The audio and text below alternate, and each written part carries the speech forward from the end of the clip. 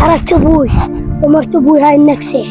شوف هذا الماي ما خليك تشرب من عنده نقطة، وخلي الشمس تصمت بيك والحار.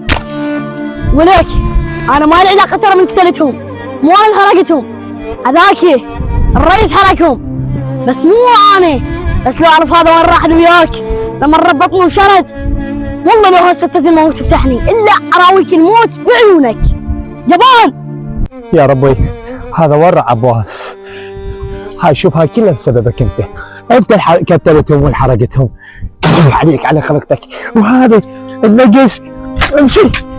اريد عباس. ورع عباس. هسه هذا شو له علاقه بي؟ خلنا نروح اشوف ان هذا الطفل واعطيه هاي خبزه وانطي هاي الخياره وخطي هاي مشروب، بس خلي عباس يرجع. وين راح؟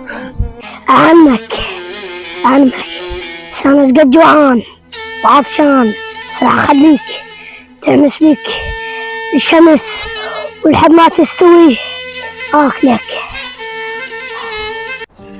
لو فتحت روحي بس بالي انا راح اصير وياك، وهسه راح اجيب لك اكيد اروح بس بالي حنصير انا وياك ضد الرئيس على مود نكتلي ونخلص من عند هذا الحيوان، فهمتني؟ بس راح اروح اجيب لك اكل واجي.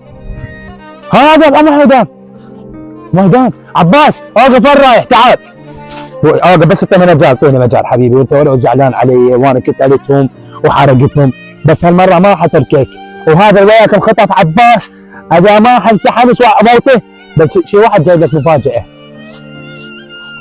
جايب لك خبزه، جبت لك خياره، وجبت لك هذا شربه. بعد شتري من عندي اكل. عباس تعال. وين رايح؟ واه هسه صاير استاذي انت؟ لا استاذي ولا شيء.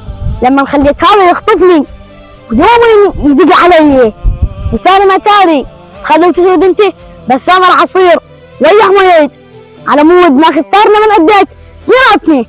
بعد انا ما اريد انك، فهمتني؟ وانا رايح.